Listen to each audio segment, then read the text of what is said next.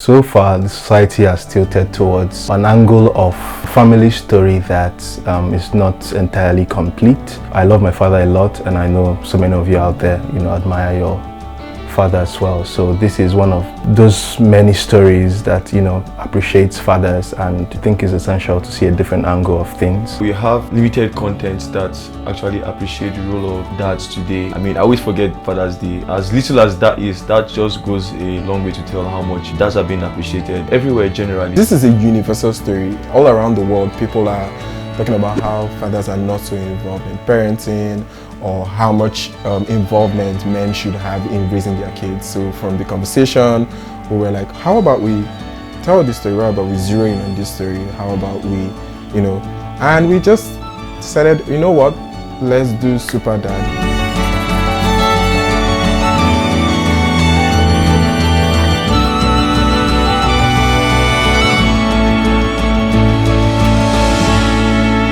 I remember it was a conversation that started with my friend who had mental breakdown. She was overwhelmed with motherhood and parenting and the absence of the husband, who barely contributed to the process of raising the child. We are taking it from a different angle now, and that's an angle that we don't tend to see so often. Daddy taking care of things and handling situations that has to do with babysitting. So we came up with the story as a team before assigning our scriptwriters to handle the script writing, to properly flesh things out, which used to guide us to do the animatic of the animation, which our art director handled, also the character creation as well. We chose to do this in traditional 2D cutouts because of the uniqueness of the style. We wanted something a bit simplistic and light-hearted that everybody can connect to. So I was the guy responsible for the frame-by-frame parts, and I was also responsible for the props, which was used by the kid and dad. We have to get enough reference to see what really works with the animation. So we tried different location of places, but we just have to gather lots of concept, me and my other colleague. For the backgrounds, we used more Pinterest references, more beyond situations, and we were able to come up with a concrete and cohesive style for all the sectors of the animation. I did the paper falling for the door. I loved doing that part because it was one of my favorite scenes. We use the animatic pretty much to create the backgrounds and then plan our scenes, to also guide us in the character rigs of which views we use to create the animation. He came up with a brilliant idea that, just inspired everybody to, put their best in terms of scripting, in terms of storyboards, in terms of the concept arts, backgrounds, and even the animation proper, and also character designs. The story really morphed from what it was in the beginning. In the beginning it was meant to be a bit of the dad and the mom and some conflict.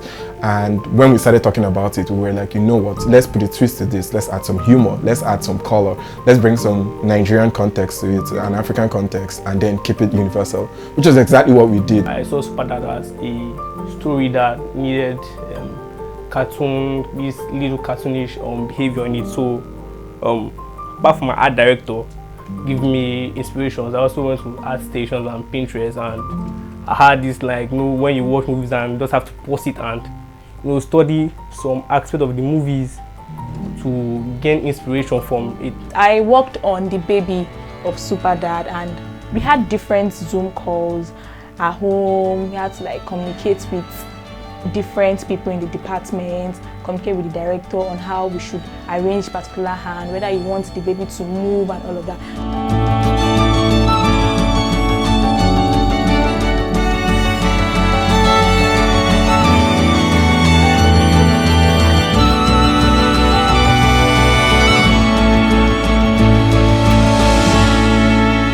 So yeah, directing Super Dad was both challenging and interesting in the sense that we had limited hands to work with. We had guys doing multiple stuff. Guys doing background still had to do a bit of reference animations, you get down to storyboarding and all of that. Every scene was more like a new experience for me in the sense that most of the scenes where I got stuck, I just kind of had to reflect on when I was a kid and how my dad acted to us as kids, and so that alone was inspiring for me. The whole process was really amazing. Working at home, working in the office, Zoom calls. It was really tasky, yeah, but I really enjoyed the whole process because this was the first time. Yeah, it was super exciting and super challenging. It's my first project in Magic Carpets, and I would say like in life, because I'm more into character design, and this was my first background concept artist role, and there were tears.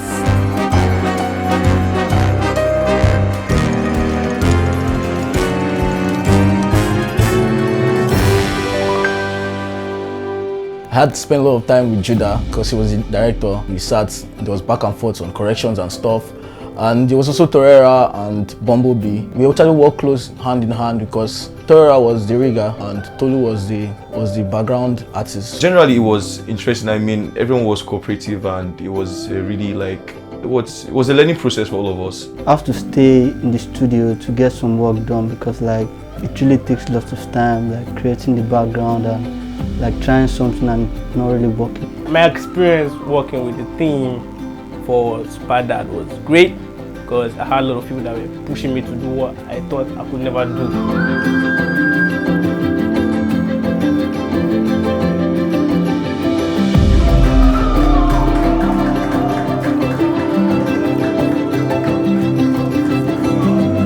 I'm super excited seeing this final result and how the story moved from one little conversation with a friend to something the whole world is seeing right now.